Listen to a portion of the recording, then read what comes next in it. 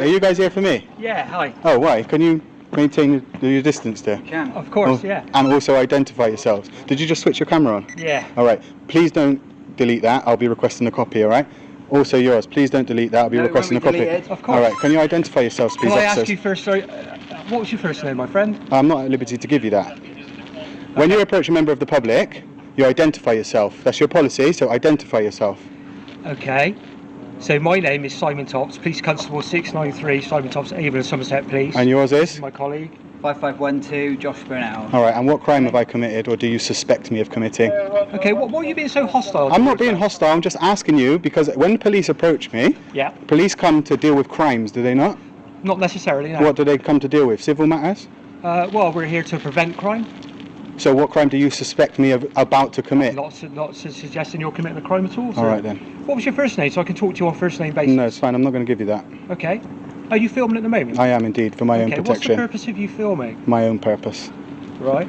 They walk up to him without introducing themselves or explaining why they're there. Ed is the one who has to ask who they are, which already shows how casually they entered the situation. Instead of clearly answering a simple question like what offense they suspect, they quickly shift the focus and label him as hostile. That label gets used far too often when someone simply asks officers to explain their actions. Asking for a reason isn't aggressive, it's a basic right. It's about making sure they follow the rules they're meant to uphold before approaching someone. If they truly believed a law had been broken, they would be able to say exactly what it was right away. Clear communication should come first in situations like this, not vague accusations or avoiding the question. Can I ask why you're here at the... Can I ask you a question? Am I being detained? No, you're not being detained, no. See you later then. But you can't go through there. I just asked the gentleman if I could go through and he says yeah. Chris? Did you not just tell me the way to the bus station? You did ask me where the bus, sorry. And left at the machine and all the way down? I did say that. Yeah. Okay, can Okay. I just... No, you can't actually. Okay, well, whilst you're walking, I'll just make it quite Are you clear. following me? I'm not following You're you. harassing me. I'm not harassing I'm trying you, to I'm walk talking away. to Okay, you. I'm going to go this way instead then. No, if you... So if you no, I'm going to go to the bus stop. Okay. Okay. Leave me alone. All right. Okay, that's fine. If you make your way to the bus stop, that'd be great. I'm not going. You're not going to follow me. What? Which way are you going? Sorry? Which way are you going? Look, if you don't want me to follow... I'm just asking you which way you're going. I'm not here to call... I'm just asking you which way you're going. It doesn't matter which way I go. I can go whichever way I like. I'm not All being... right, I'll wait for you to go then. I'm not being dictated to by you. Do you know your where oath? I go. All right? Do you know your oath? Yeah, I do. Can you say it to me? No. I'll start you I'm off. not going to say it to you. I'll start you off. I'm not here to justify my actions. No, to you're you. here to uphold the law. I am Have I upholding broken it? Not at the moment you haven't. So leave me alone. They tell him he's not being held, so he does what anyone in that position has the right to do. He turns and walks away. But right away, the tone changes again. Now they start asking where he's going and follow behind him, as if he's not really free to leave after all. That creates a clear contradiction. You can't say someone is free and then act like they're not. It sends mixed signals and only adds confusion to the situation. If a person isn't being stopped, their movement shouldn't be questioned or monitored like that. Then the situation shifts into something more personal.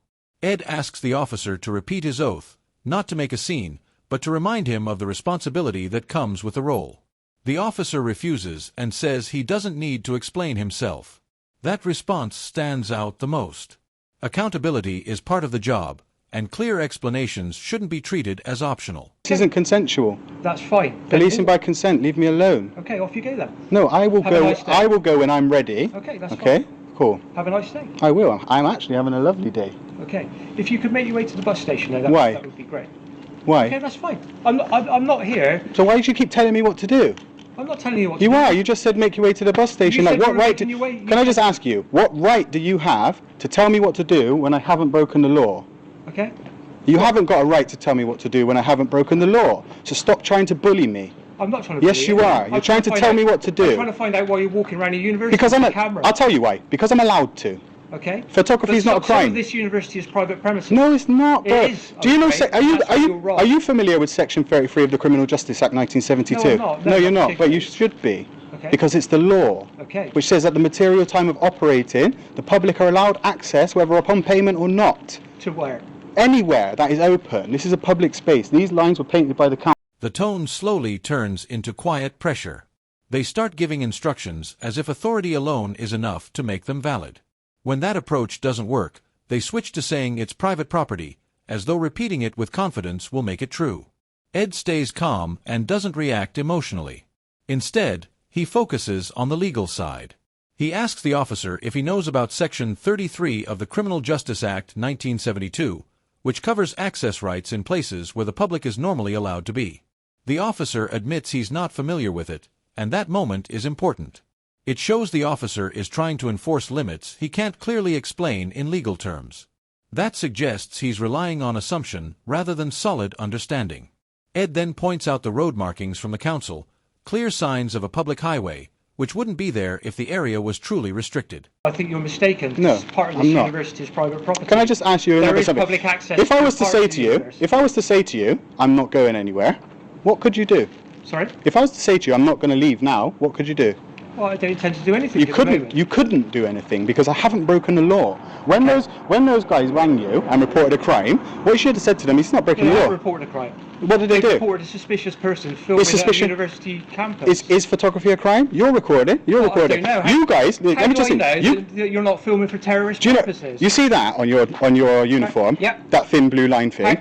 How That is do an utter disgrace. How do I know? You disgrace the country with that. How do I know that you're not filming for terrorist purposes? Sir, we for go. example? Sir, we go on what we do know, what we don't, not what we don't. Well, not necessarily. No, That's again so- where you're wrong. Isn't Okay, It? so what reasonable suspicion do you have that I'm a terrorist, Well, sir? you're filming a university campus. So you're with a trying to get camera. me on Section 43. No, I'm not. So why did you mention it then?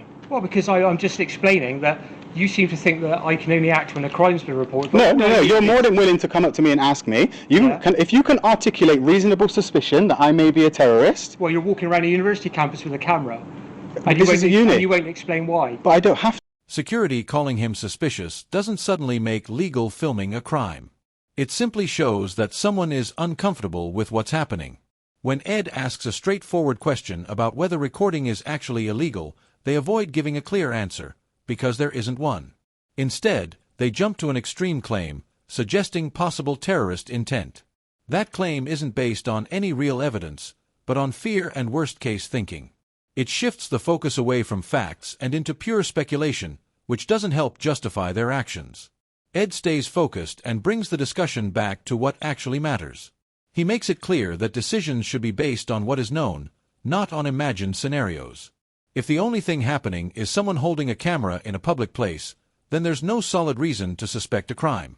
This moment clearly shows how weak arguments fall apart when simple facts are kept front and center. In the end, the issue isn't about safety, it's just discomfort with being recorded. Well, then that gives me suspicion of what your activity is. So you think I'm a terrorist? You have reasonable suspicion that I am up to terrorist activities. I don't know why you're... I'm not engaged in any why are you hostile filming? reconnaissance because I can, as my rights allow me to. Is this not a free country? Yeah, but... So, and am I not allowed to own a camera? You are allowed to You're own a camera. filming. What's the difference between You're you allowed and to I? own a camera and you're allowed to film. What's the And I'm difference not- between you and and... I'm not preventing you why, from doing that. But why I'm are you not accusing me of actually being a turning the camera terrorist off. then? I'm not accusing you of being Well, why a are you saying I'm terrorist. suspicious? I'm just saying there are some concerns about your What concerns? nature of why you're filming What in an empty concerns? university. What concerns? But then it gives me suspicion for why you're here with a camera. Suspicion is not a crime. No, but it gives me grounds to do certain things if I feel it necessary. Are you threatening me? I'm not threatening you. So I'm what do you mean explaining then? what the law is. Well, you don't know the law because that's not Well, right. I think I do. Well, tell me what reasonable suspicion you have. Well, why are you filming a university when it's I'm not telling closed you. with a camera? I'm not telling you.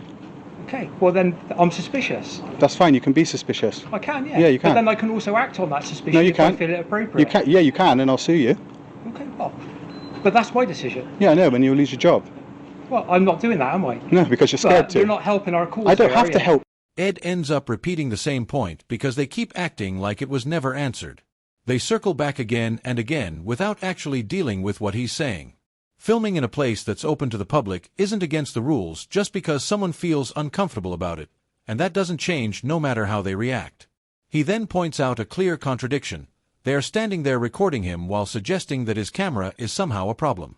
That double standard is important because it shows the issue isn't the act of recording itself, but who is doing it. The same behavior is being judged differently. Next, they claim that their suspicions give them the right to act. That's where things start to matter more. Suspicion alone doesn't give unlimited power. It needs to be reasonable, clearly explained, and linked to an actual offense before any action can be justified. This moment highlights how quickly weak or unclear thinking can lead to overstepping boundaries, especially when it isn't challenged with simple, solid facts. I don't have to help you, do I? You don't have to. No, I don't. Okay. Well, Okay, I think we understand where we are. I know where I understand where I am. I know the understand law. where You I am. don't. You those gentlemen over there, the guys who called the police, whoever called the police. I suggest you go and speak to them about Section 5 of the Criminal Law Act 1967, making a false report, because that's wasting police time, which is actually a criminal offence. Okay. It's been nice talking to you. If you're heading towards the bus stop, then I'll go wherever I like. Have a lovely day. I'll go wherever well, I you like. won't go wherever you like. I will indeed. Because parts of this. I'll go anywhere that university- is publicly accessible. I will go. Yeah. Yeah, and no one will stop me. Yeah. Not those guys up there. Not you guys But what either. you need to understand at the moment. I don't need to understand just say anything. that I know we're the clear law. Is so do I. Yeah, no, you don't. So do I. Okay. You don't. You don't even This know is what a- Criminal this- Justice Section 33 of the Criminal Justice Act This is- 1972 is. this- Do you know it? This is a You need to know private. the ins and outs. Of course you know. Of course, if you're gonna uphold the law, you have to know the ins and outs of the law. How can you tell me that you don't have to know the ins and outs Okay. of the law, but then you're here to uphold it? How does Okay. that make? Ed doesn't just defend himself, he shifts attention to the bigger issue. He points out that if anyone may have stepped out of line, it could be the person who made the exaggerated report in the first place. Section 5 of the Criminal Law Act 1967 covers giving false information that wastes police time, yet this angle is completely ignored, showing a clear imbalance in how the situation is being handled. They are quick to question him, but show little interest in checking where the complaint actually came from or how reliable it is. That lack of balance raises concerns about fairness and proper procedure. Then they claim he can't go wherever he wants, which only makes sense if there's a clearly defined and lawful boundary in place. Ed calmly explains that he is standing in an area open to the public and sticks firmly to that point. Instead of addressing it properly, one officer brushes off the need to understand the legal details, which is worrying. Knowing the limits of authority is a key part of the role, not something to ignore. This moment shows authority being used without a clear understanding of its boundaries. When those limits aren't fully understood, it creates the risk of going too far and acting beyond what is actually allowed. You're even a Somerset Constabulary, innit? Okay. Absolute joke. It's been a pleasure talking to you. I haven't enjoyed myself, actually. You've ruined my day. So go away now, please. Parts of the university are private premises. There are public access routes. I won't go anywhere that is private. I haven't been anywhere that's private, and I will not go anywhere that's private. As you could probably understand from the way I speak, I know exactly what I'm doing, sir. I know the laws that surround what I'm doing. I don't appreciate you accusing me of being a terrorist. Well, What's your number I've not again? accused you of being a terrorist. I've explained. 693. You threatened No, I me. You haven't. said, "Oh, now I've got reason." I've not threatened Mate, you listen, at all. the camera doesn't lie. I've not threatened you The at all. camera What, doesn't you lie. can play your camera back. I will. alright? I'll be I've playing. not I'll be playing threatened to you your at all. superior. I'm just explaining that if you're filming an empty university that's actually closed at the moment to the university is actually closed. All right, to the students. It's I'm not a closed- student. It's closed to staff. I'm not staff. So why are you here? I'm a member of the public, and I'm in a publicly accessible area. Right. That's why I'm Okay. here. Well, that's fine. If you want to film I know it's fine. in open public spaces. Yeah, and I'm allowed. That's fine, but Yeah. you won't be filming inside buildings. I don't want to film inside okay? a building. And if you trespass in private property, It's a civil matter. Are you telling me that you're going to do something for a civil matter? I will do. 'Cause Okay. Okay, cool. When the officer starts talking about what would happen if Ed trespassed and filmed inside buildings, he's bringing up a situation that hasn't actually happened. It's used to justify pressure in the moment rather than deal with what's really going on. Raising what-if scenarios like this shifts attention away from the facts on the ground. In simple terms, trespass is usually a civil matter between the property owner and the person involved. It doesn't automatically become a police issue unless there are clear and serious factors involved. Officers can't base their actions on a situation that hasn't taken place or threaten enforcement over something hypothetical. Ed isn't inside any building, he hasn't gone past any security, and he isn't ignoring any lawful instruction based on a clear legal power. His actions remain within what is allowed in that space. This moment shows how authority can sometimes be stretched to create pressure instead of responding to actual behavior. It highlights the importance of sticking to real facts rather than imagined situations when dealing with the public. That's if the another security complaint. asks you to leave a private They premises haven't, and you but I refuse, haven't been on private property. and you refuse But I haven't to, been on private property. then I'll have Sir, to consider my listen. powers under the breach of the peace. Oh, so now you're threatening me for a crime that I'm listen, what part of my behaviour is threatening or abusive? Well, nothing at the moment. Okay, so don't threaten me with something that I'm not hasn't threatening happened you. or that isn't going to I happen. also You know are. the That's law, no. Listen, you're okay? just threatening me with breach of the peace when a breach of the peace isn't going to happen because one I'm of not my acting in. fundamental roles is to prevent a breach of the peace. Yeah, but there's going to be no breach of the peace because I'm not acting in That's threatening right. or abusive So behaviour. All I'm saying is don't go into private premises, Listen, don't film in the how many buildings. times do you want to say that? Okay, otherwise... How many times do you want to say that, considering the fact that I said... And then I'll have to support them to prevent a breach of the peace, is all I'm saying. Well, that's fine. You And could that's do, me knowing my law. That's fine. You could do that, but Yeah, I promise you that if the course of action that you've just stated happens, I'll sue you, Well, that's fine. You're entitled to sue and I'm me. going to make a complaint. 3 complaints in this 8 minutes 46 seconds, and 3 complaints about you. You're smart for keeping your mouth shut. Yeah, that's fine. All right. You can complain. See you if later, like. then, guys. Go. Okay. Be gone. Out of nowhere, the officer brings up breach of the peace, as if simply saying it makes the situation more serious. But that power isn't there to support a weak point. It's meant for situations where there's a real risk of harm or violence. Using it without that kind of risk changes its purpose. Ed calmly asks the key question: what exactly has he done that could be seen as threatening or abusive? The officer admits there is nothing at the moment, and that answer speaks for itself. It makes it clear that the situation doesn't meet the standard needed for such a claim. You can't warn someone about breach of the peace while also saying there is no harmful behavior taking place. There's no aggression, no hostile actions, no crowd gathering, and no sign of tension building. Without those elements, the warning doesn't hold up. This moment shows how serious powers can be misused when they are applied without proper reason. It underlines the importance of using them only when the situation truly calls for it, not as a way to add pressure. There's no need to be rude. I'm not being rude. Okay. Plus, is rudeness a crime? Is it a free country? If I would like to be rude, I'm well within my rights to be rude. Okay. Okay? So go away, please, and leave me alone. You're harassing me. Okay, that's fine. Thank All you right? very much. Go away now. Told me I can't record in there, so now I'm going to have to walk round. You inform these guys that photography is not a crime as well, yeah? Educate these guys on the law.